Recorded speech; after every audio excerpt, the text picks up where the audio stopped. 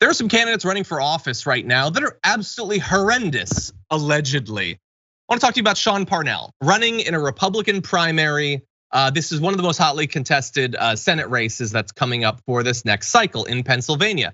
Now, his wife said on Monday that Parnell once strangled her until she bid him to get free, and another time slapped one of their children so hard that he felt welts on the child's body. That's a lot for a candidate, but there's more. She said one time her husband had pinned her down and called her a whore and a piece of S. Another time he forced her out of their vehicle and told her to, quote, go get an abortion. Now, no one will be shocked to find out that Republicans are hypocritical when it comes to women's reproductive rights.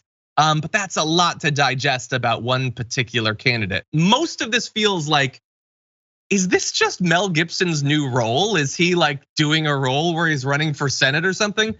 But anyway, what you should know about Parnell is that not only is he a Republican running in this primary, but he's already been endorsed by former President Donald Trump, who said in a September statement that Parnell will, quote, make Pennsylvania very proud, as long as Pennsylvania is not too much of a whore. Now, did he know about this at the time? Who knows? If he knew about it now, would he retract his endorsement? I kind of doubt it. Anyway, we do have a little bit more information about Parnell. So back in 2019, he went on Fox, always a bad decision. He said at that point, the whole happy wife, happy life nonsense has done nothing but raise one generation of women tyrants after the next. Jesus, like, look, that phrase, that expression, happy wife, happy life, you can critique that from a number of different directions. The idea that it's creating woman tyrants is also a bold claim because I don't even think it's been around long enough to have done that. Multiple generations, really. Anyway, that should have been a sign to anyone around him what he thought about women and the need for them to be happy. But he goes on to say, the idea that a woman doesn't need a man to be successful, the idea that a woman doesn't need a man to have a baby, the idea that a woman can live a happy and fulfilling life without a man, I think it's all nonsense. Yeah, well, look, it might be hard not being in a relationship, but it is a step up from being in one with you, based on what we've heard about you and your proclivities. Anyway, he denied the allegations that have been made. He said he looks forward to the opportunity to present the truth to the court next week. Always a good phase in a Senate run when you go before the court to declare why your wife is lying about you abusing her. But anyway, here's the issue. The issue goes farther than just Parnell. It's broader than that. Other Trump officials have been implicated in domestic abuse. Other candidates have as well. So you probably remember Rob Porter, who was a staff secretary in the Trump administration. He resigned in the face of allegations that he was physically abusive toward both of his ex-wives, though he insists the claims were untrue. Just so many liars out there targeting these Republican men. I don't know why they keep doing it.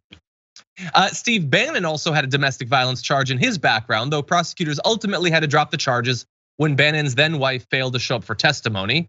Annie Puzder, Trump's choice to lead the Department of Labor, saw his nomination collapse back in 2017 in the face of multiple controversies, including spousal abuse accusations.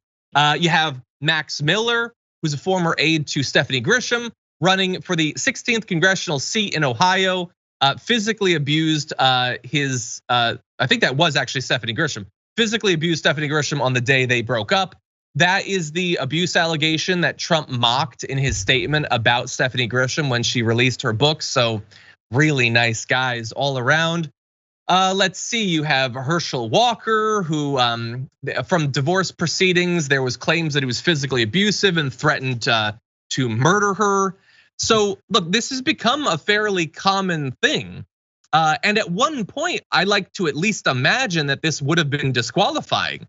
That surely we can find some other candidate who hasn't threatened to murder their wife.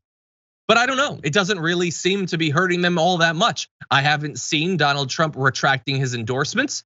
This stuff about Herschel Walker, this isn't new, and he's been enthusiastically in support of Herschel Walker.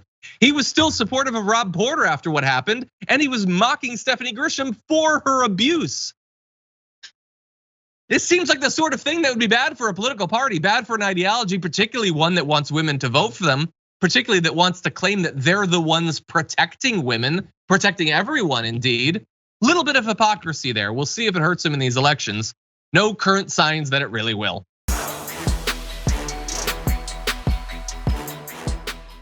For more political news breakdowns, interviews, stories of activism, and me trying my hardest to care about the occasional big celebrity news story, subscribe to our YouTube channel at youtube.com/thedamagereport.